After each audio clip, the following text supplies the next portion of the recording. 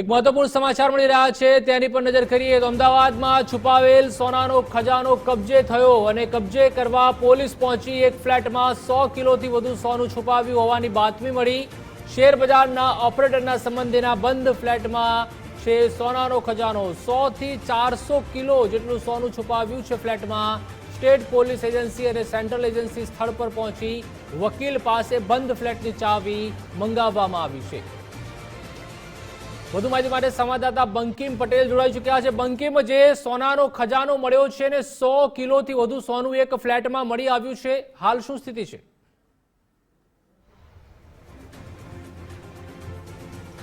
પ્રતિપાલ, પહેલા તો જણાવી દઉં કે જે સેન્ટ્રલ આઈબીને માહિતી મળી હતી કે એક અમદાવાદ સ્થિત એક બંધ ફ્લેટમાં કરોડો અબજો રૂપિયાનું સોનું છુપાયેલું છે અને એ કાળા નાણાં થકી એને સોનામાં કન્વર્ટ કરવામાં આવ્યું છે। અને આ જે છે એ વ્યક્તિ જે છે એ શેરબજારનો ઓપરેટર છે અને એના સંબંધીના ફ્લેટમાં આ સોનું છુપાવવામાં આવ્યું છે। માહિતીના આધારે સ્ટેટ પોલીસ એજન્સી અને સેન્ટ્રલ એજન્સી અત્યારે હાલ આ ફ્લેટમાં આવી છે। હાલમાં થોડીક મિનિટકો પહેલાં જ એમને ચાવી મળી છે, બંધ ફ્લેટની ચાવી મળી છે અને ચાવી મેળવ્યા પછી વકીલ પાસેથી એ ફ્લેટ ખોલવામાં આવ્યો છે અને એ ફ્લેટ ખોલ્યા બાદ અત્યારે હાલમાં ફ્લેટને દરવાજો બંધ કરી દેવામાં આવ્યો છે અને ફ્લેટને અંદર કેટલું સોનું છે એ સિવાય કેટલા દસ્તાવેજો છે, 2 નંબરી નાણાંનો કોઈ હિસાબ મળી આવ્યો કે નહીં, એ બધી તમામ માહિતી અત્યારે પોલીસ હાલમાં ચકાસી રહી છે। અને આ જે ફ્લેટ જે છે એ પાલડી વિસ્તારમાં આવેલો છે અને પાલડી વિસ્તારમાં આ બંધ ફ્લેટની અંદર હાલમાં સ્ટેટ પોલીસ એજન્સી અને સેન્ટ્રલ પોલીસ એજન્સી તપાસ કરી રહી છે અને હવે જોવાનું એ રહે છે કે એમની તપાસના અંતે પંચોની રૂબરૂમાં જે તપાસના અંતે કેટલું સોનું મળે છે, કેટલા દસ્તાવેજો મળે છે, કેટલું બ્લેક મની મળે છે, એ તમામ વસ્તુઓ આ સર્ચ ઓપરેશન પૂરું થયા બાદ જાણવા મળશે। જી બંકિમ, જે રીતે અવારનવાર ક્યાંક બ્લેક મની પણ પકડાતું હોય છે અને જે આ અત્યારે હાલમાં સોનાની કિંમત પણ કહેવામાં આવે છે કે 100 થી 400 કિલો વચ્ચે જે સોનું છે તે અત્યારે હાલમાં સામે આવ્યું છે, પોલીસ તપાસ કઈ દિશામાં આગળ વધી રહી છે?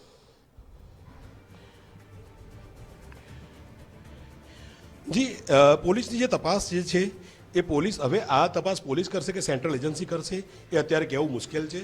જે સોનાનો જથ્થો અથવા બ્લેક મની અથવા તો જે દસ્તાવેજો છે એ મળી આવ્યા સર્ચ ઓપરેશનમાં કેટલો જથ્થો હાથ લાગે છે, શું મળી આવે છે, એના આધાર પર નક્કી થશે કે આ તપાસ કોણ કરશે અને તપાસ ક્યાં જઈને અટકશે।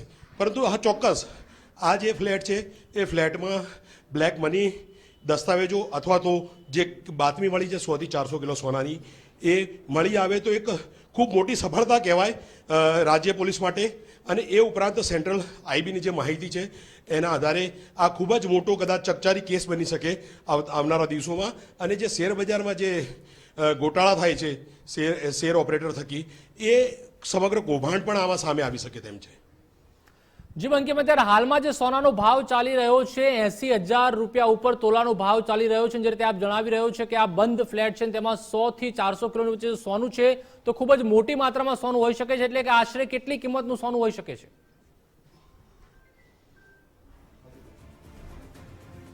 પ્રતિપાલ, હવે સોનાનો જથ્થો કેટલો મળે છે આ બંધ ફ્લેટમાંથી, જે અત્યારે ખોલીને સ્ટેટ પોલીસ એજન્સી અને સેન્ટ્રલ એજન્સીના અધિકારીઓ અત્યારે સર્ચ કરી રહ્યા છે, સાથે પંચો પણ રાખ્યા છે, તેમણે વિડીયોગ્રાફી પણ કરી છે। હવે આ જથ્થો કેટલી માત્રામાં મળે છે એના આધાર ઉપર નક્કી થશે કે આ સોનું કરોડોનું થશે કે અબજો રૂપિયાનું, અને એ આધાર પર નક્કી થશે કે આ સોનું કેટલી કિંમતનું છે। જી આભાર બંકિમ, સમગ્ર માહિતી સાથે જોડાવા બદલ।